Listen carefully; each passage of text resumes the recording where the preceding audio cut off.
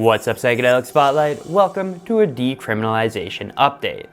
Now, it is no secret that the pandemic has accelerated the overdose crisis.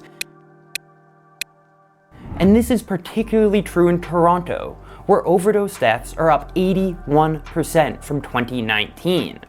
And it was in this context that a few weeks ago, Toronto's top medical officer, Dr. Eileen de Villa, recommended that the city combat this plague by decriminalizing small amounts of drugs within their jurisdiction. Now, the goal here is to help decrease fatalities by allowing people to seek the help of police and medical services when there is a health emergency, called common sense. And to be able to do this without the fear of being arrested for the possession of small amounts of illicit substances. Now, this actually follows something called the Portugal strategy. Now, Portugal actually decriminalized all drugs in 2001 and since have seen their overdose deaths plummet and remain far below the EU average ever since. It also follows a wave of American jurisdictions voting to decriminalize drugs within their borders. Now, unfortunately for de Villa, she doesn't actually have the power to make major legislative changes like this on her own. First, she would need the support of the City Council of Toronto, and then the federal government of Canada. Well, it appears that the first half of this equation has now been fulfilled.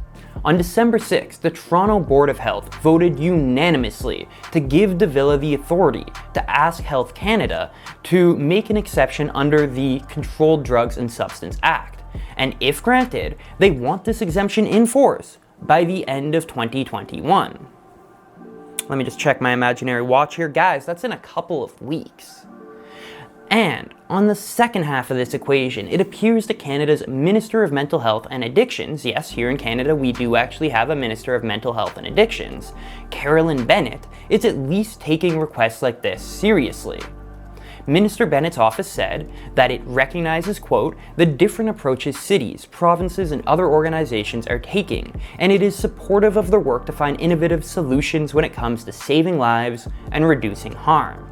And despite Prime Minister Trudeau's previous dismissive comments on decriminalization, his government is introducing legislation to eliminate mandatory minimum jail sentences for drug possession, enabling judges to instead, at their own discretion, mandate that offenders attend counseling or treatment. So while it is by no means certain, it does appear likely that the Canadian government will grant this request from the City of Toronto, and also perhaps similar requests from jurisdictions like Vancouver and the province of British Columbia.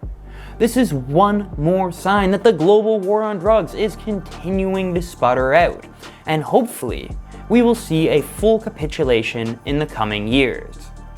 For those of us interested in psychedelic healing and the potential for entheogenic compounds to improve our lives, this is very exciting news. If you want to learn more about psychedelics, please visit psychedelicspotlight.com. They cover the psychedelics industry from an economic perspective, from a cultural perspective, from a scientific perspective, and so much more. And while you're there, you can check out their newsletter, which will deliver all the information that you need to know directly to your mailbox.